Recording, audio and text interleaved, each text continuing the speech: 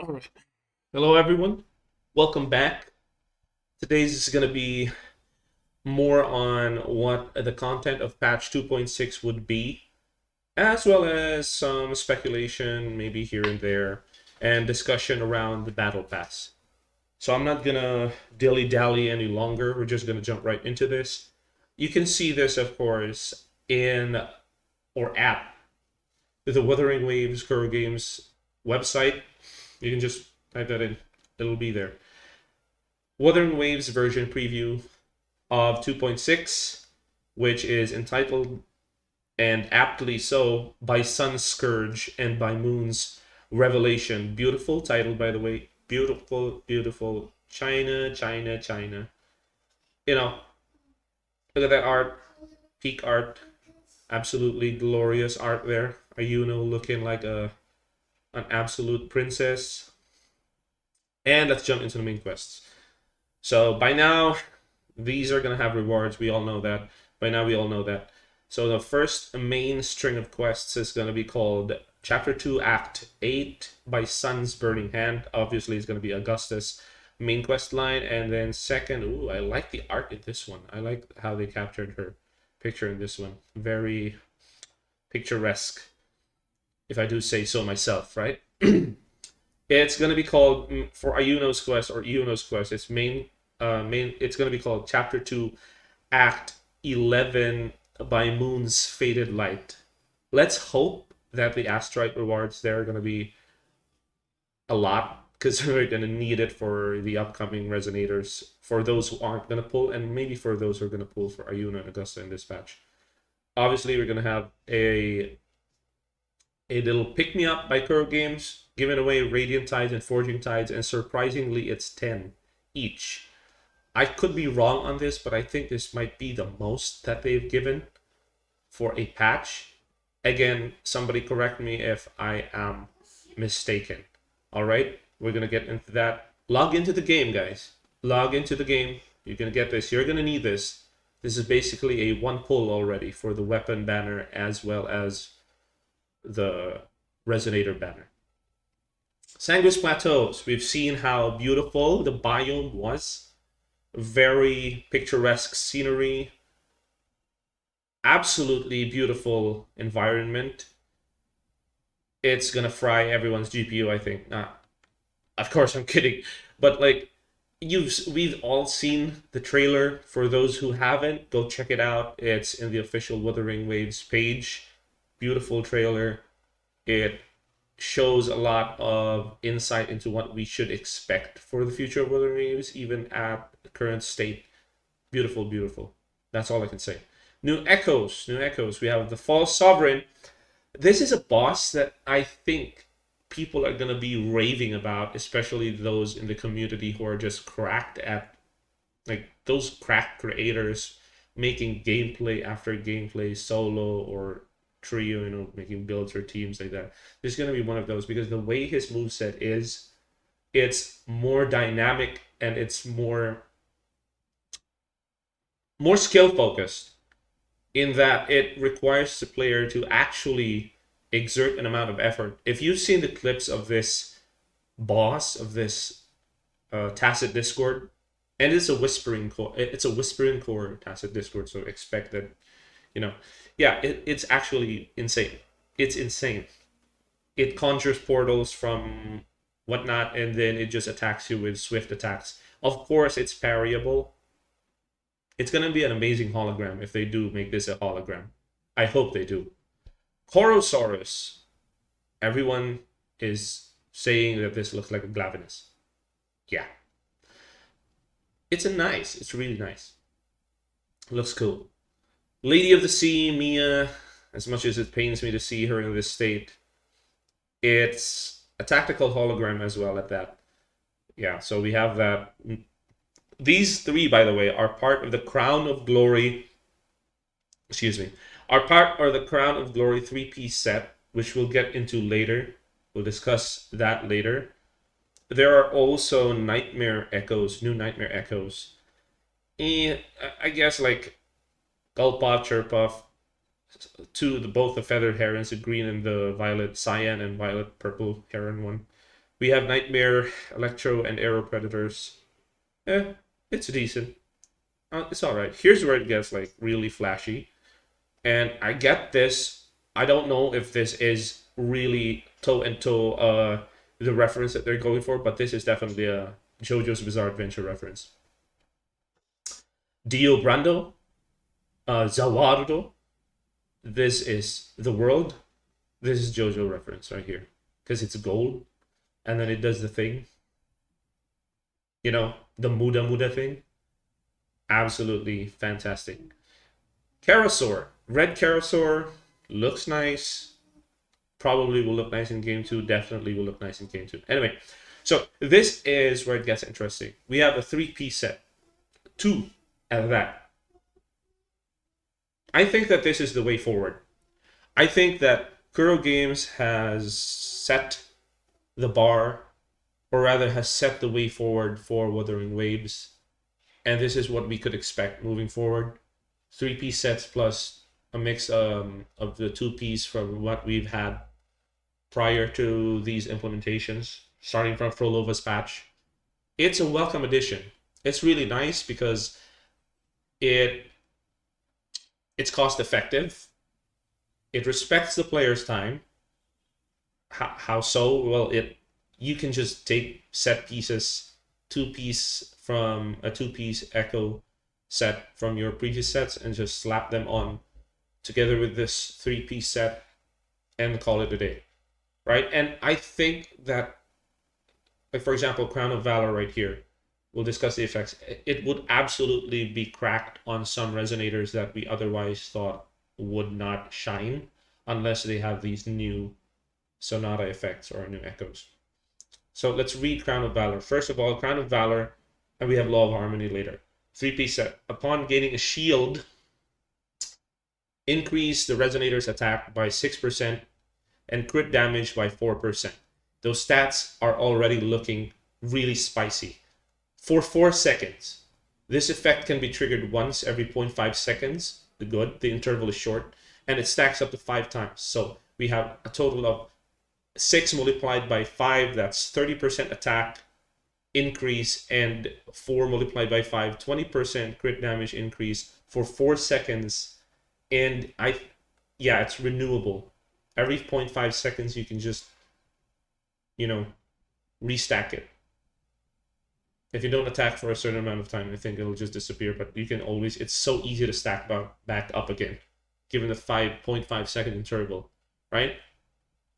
And why I say this might be a cracked set for some, like say for example, for Lupa in a hyper carry team, the way I built Lupa right now is more focused on damage, right? So I don't use her as a support.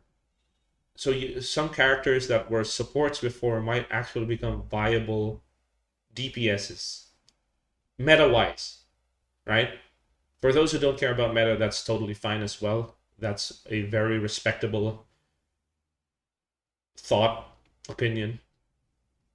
But for those who are concerned about min-maxing damage and who like to see big, huge numbers, Crown of Valor might be one of those. And this won't work, I believe, for characters or people who like to do solos with characters that do not produce shields. Because it says specifically here in the first line, upon gaining a shield. So resonators with the teams, you can put them in teams, right? And I think Tauchi, she has a shield. Verena has a shield when you take fatal damage. And whoever else can produce a shield. They might benefit from this. Right? So you put a shield, theoretically, the way it might work is you put a shield, or you put this Crown of Valor on the resonator you want the stats on, the main damage dealer, and your main DPS is going to receive shields from either Verena, Tauchi, whoever else has a shield buff, Brant, right? And immediately, as soon as you get that shield, you swap into the main DPS that you slap this on and just go to town. Just wipe the floor clean. And it's a powerful set, by the way, because it increases attack by 30%, right? 6 multiplied by 5, and crit damage by an additional 20%. So any set that has either substats for the forecast of crit chance and crit damage, both stats will now be viable depending on what weapon the resonator is holding, the main stat of the weapon as well. So there's that. Next is Law of Harmony. It's a 3-piece set as well. You cast your Echo skill, it grants 30% heavy attack, damage bonus to the caster for 4 seconds. So this is a sort of like built-in. Mortefi, I think, has the same effect. Right, Sanhua has the same effect, but for a different attack. It's basic attack. It's 38% value for both of them, Mortefi and Sanhua. But for this set, it's like a mini Mortefi Sanhua node. Yeah, casting Echo skill grants 30% heavy attack damage bonus, and this is specifically, I think, built for Augusta, and synchronization with you know. Additionally, all the resonators in the team will gain a 4% Echo skill damage bonus for 30 seconds. So stacking up only to 4 times. Is that a thing? Like this patch, I've seen a trend where we're seeing a trend where most of the Echo sets, as well as the resonators, starting from Falova, are going to be Echo skill damage based, right? Even Galbrina, whom we've seen in the trailer, who's going to be a hyper carry fusion DPS, pretty much confirmed. She is also going to be Echo skill damage based. I guess it's cool. We'll see how that plays out. So echoes of the same name can only trigger this effect once. The record of echo triggering this effect is cleared along with this effect. I don't understand that. The record of echo triggering this effect is cleared along with this effect. At 4 stacks, casting echo skill again resets the duration of this effect. So this could be a good, of course, it's going to be a good echo set for and perhaps an even better pair up with Augusta and any other resonator that uses heavy attack damage and echo skill damage as their main source of damage dealing. Okay, so we've discussed the 2 Sonata effects. A new tactical hologram, Mia, the Lady of the Sea. Right? I personally can't wait to hopefully make a video about this, showcasing Lupa. Right now I'm testing how high her damage can go with free-to-play teams, so look out for that if you are interested in that. And yeah, Lady of the Sea, she looked like, during her showcase, in a short clip, looked like she had a lot to offer in terms of, how should I say this, skill implementation. I don't want to say skill issue, but anyone who does the challenge, anyone who challenges this hologram, has to really learn.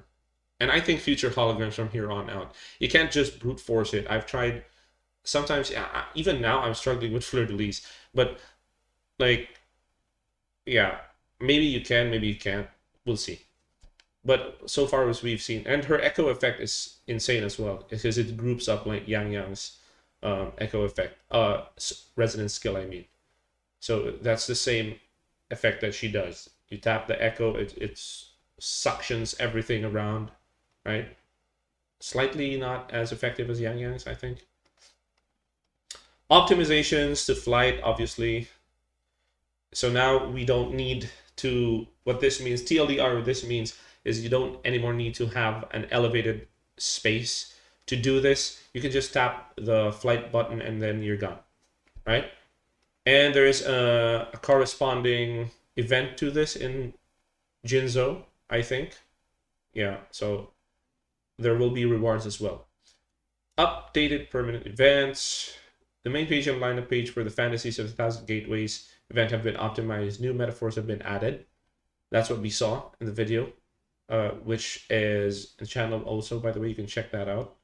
And the metaphors are now categorized more clearly. Yeah. Additionally, the lucid dream state will no longer be called that. It will be divine dream state. And the dreamscape, when the dreamscape energy is full, the divine dream state can be activated manually. So players now have full control over whether or not they want to activate the buffs of the metaphors in that state, which is called the divine dream state. Clearly, Kuro is now stepping away from holding the player's hand in these game modes and leaning more toward giving the player full control of the character that they have, as well as whatever mechanics that are in the game. Hey, that's pretty good, you know? It's cool. I like it.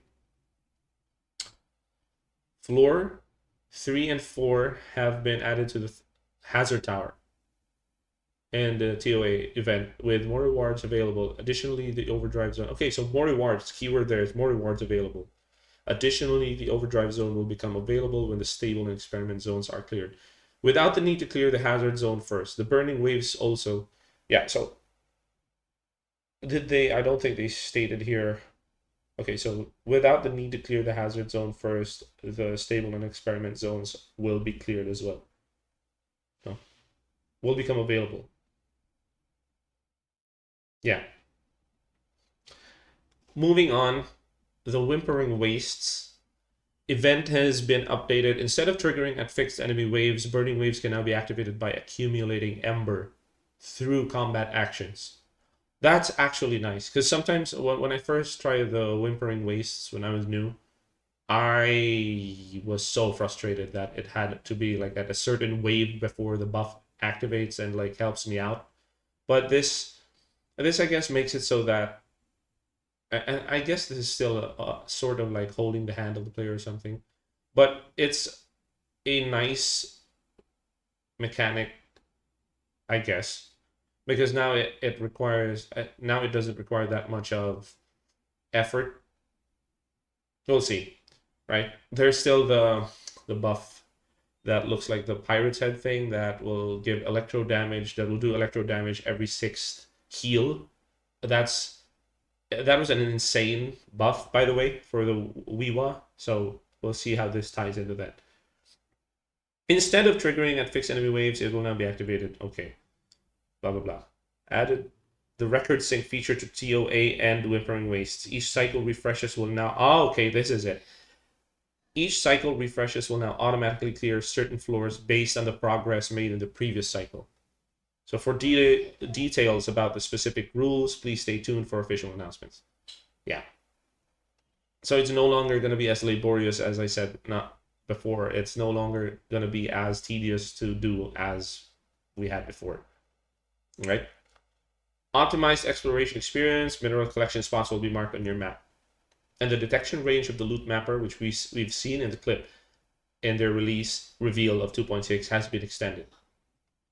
Tracking feature has been added for specific exploration quests in Jinzo, including viewpoints, blobflies, and frostbugs. Okay, so now we can view blobflies and frostbugs in Mount Firmament.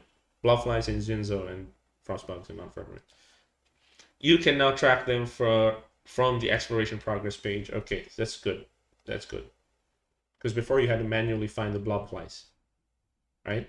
It's a good thing there are guides out there that teach or that walk you through how to explore 100% exploration, everything. Otherwise, everybody would be out of their minds. Right. So optimized gallery, we've seen that the weapons can now be viewed. You can view the details of the weapons and the weapon projections available in the game. Okay, so optimized interface, just a few more QOL changes. One-click collection across most of the pages that lists. Oh, yeah, this is what I said. It's such a small thing, but it's so impactful, right? Data bank levels and majority events. Click any claim button on the reward page to claim all the available rewards on that page. This applies as well to the Fantasies of 1,000 Gateways, which before I think was like one at a time collectible. Now you just claim, and then everything is claimed. As long as you've got like all of them, you've got a certain amount claimable. You claim it, you press the claim button, and then it's done. And new keyboard shortcuts for the PC version. All right, so optimized graphics and performance. I think we're about the end here. We're just about the end here. 2.6 frame generation. Frame gen support on PC will be extended to more graphics cards. Hopefully, I want to test it out on the 30 series RTX cards. FSR 3 for AMD cards option will be available for it as well as the XE Super Sample 2 option. I think that's what option will be available for certain Intel graphics cards. Additionally, NVIDIA Deep Learning Super Sample 4 with multi-frame generation will also be supported. That's good news. Graphic-wise, right? For those who are concerned graphically about how pretty the game looks, that's good, right? And how it runs smoothly, hopefully. Up to 4 times frame generation is available. So we've seen there what they showcased, 500 plus FPS. That's crazy, actually.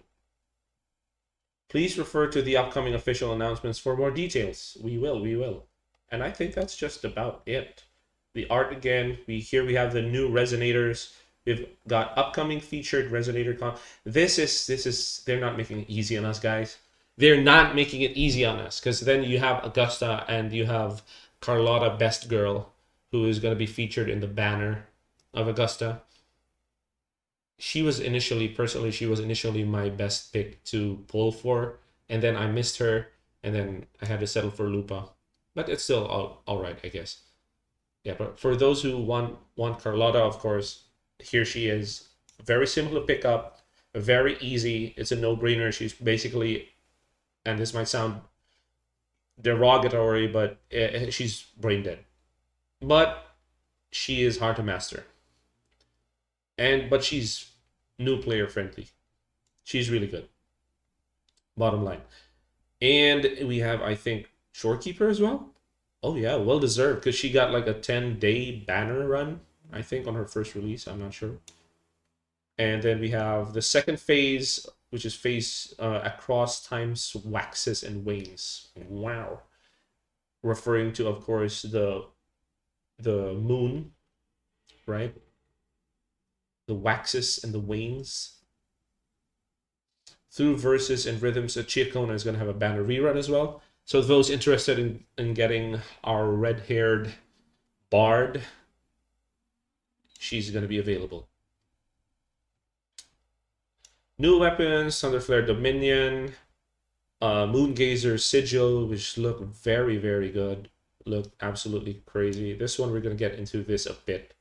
And I'm not going to dabble too much about this. I'm just going to say why it's a good thing for let's say, people who don't have all of the weapons. Like, say for example, you have Emerald of Genesis, but you really wanted, or no, you didn't get the option to pull Emerald for Genesis, and you just chose something else.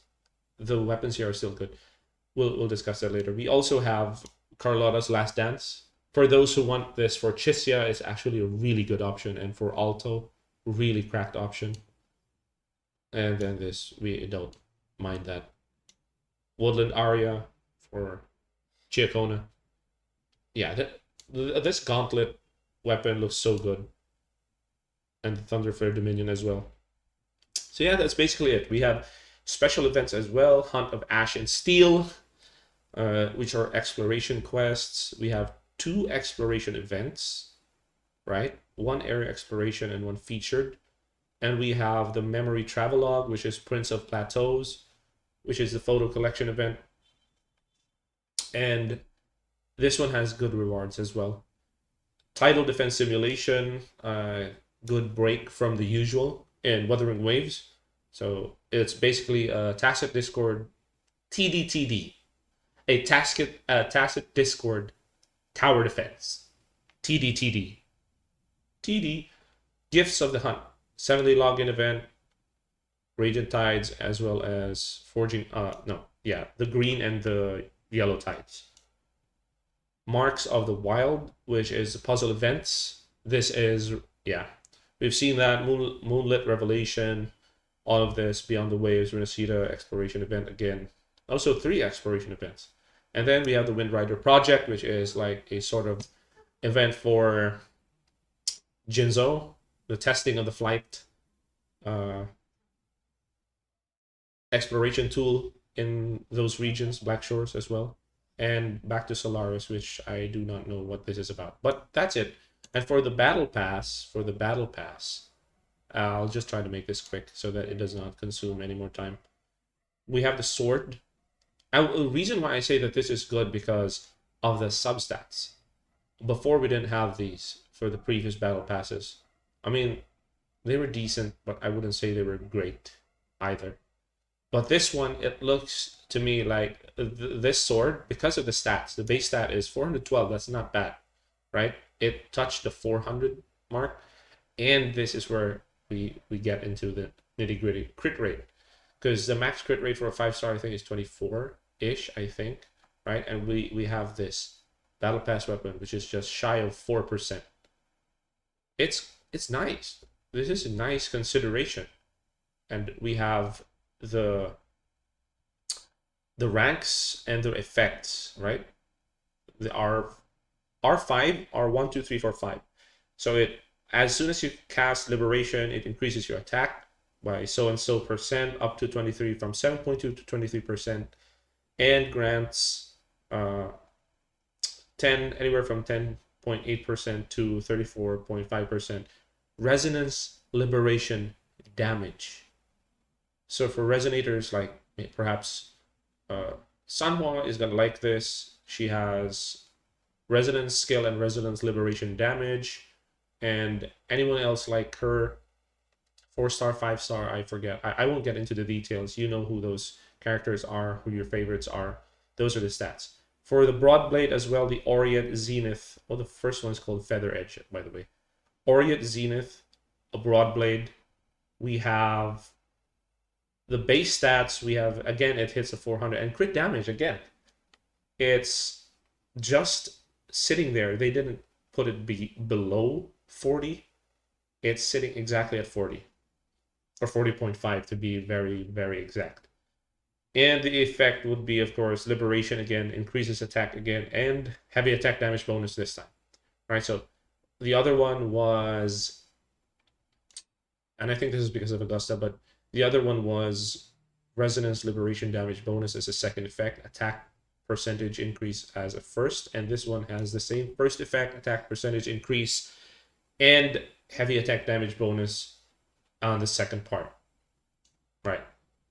Solar Flame. Okay, so here we get pistols, Solar Flame. Again, crit rate, attack. See, the substats, the main attack stat is good. It's very good, actually. And the crit rate is great as well. Right?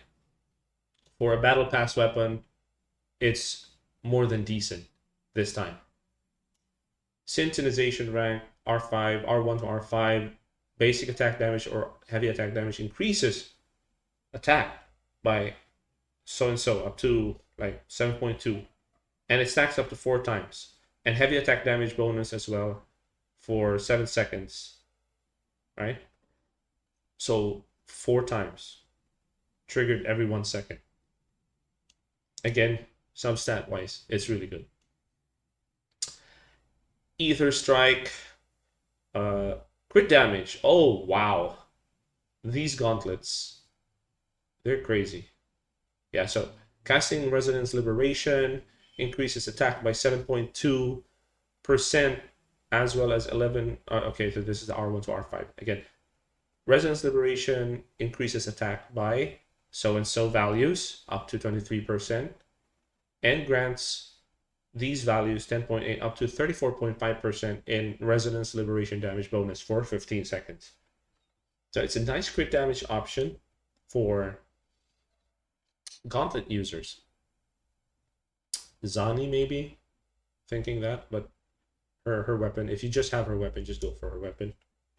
That weapon looks good anyway and does really well. Radiant Dawn, Rectifier, crit damage. Okay, so I see. So this is the last one, I think. Not a lot of Rectifier, but still for those who like want to use the Rectifier, who don't have a lot of Rectifiers, this is good for Yinlin. Might be. And for Frolova as well, who don't have her weapon, this could be a good option for you guys. And who else do we have? Who else do we have? I can't think of it right off the top of my head. I can't think of it. But yeah, for those resonators, I think they would work well. This would pair well. Again, casting resonance skill increases attack by 9% up to 28.8%, and grants, this is of course considering R1 to R5, and grants 9% up toward, for R5, 28.8% basic attack damage bonus for 10 seconds. Yeah, I guess if you R5 this, it might be worth it. Again, all of these are anywhere R3 to R5 might be worth it, but if you're going for R1, they might be just as a good substitute weapon for lack of better weapons to pair with your resonators. These might be good options to take. Right? That's it. That's pretty much it. All right. So like, thank you guys for tuning in. I guess like this has been another yap fest, but I hope you guys are going to leave here informed and look forward to the next patch. I'm going to be tackling as well in the next video leaks and theories based on reliable sources and videos that I've seen of what's coming for 3.0 and what to expect. So for those who are itching right now to pull Augusta, Yuna, Carlotta, as well as Chiacona, hang tight. Check out the video when it comes out and decide by then. Don't impulsively, I would recommend just hold off on impulsively deciding whether to pull right now. And if you're short, if you're like me, personally, I like to S6 my favorite. And what I mean to say favorite, the ones that I really, really like to use and really, really like aesthetically speaking, I want to S6 those, maybe R5 them if it's really cool. But yeah, so hold off first, and don't give into the FOMO, you know. All right, that's it for me. I'll keep this up to this point. Thank you so much. Like, comment, let me know what you guys would like to see next. Let me know what your thoughts about this are down in the comment section, and if you would consider leaving a sub, I would very much appreciate it to support the growth of this channel. God bless. Bye bye.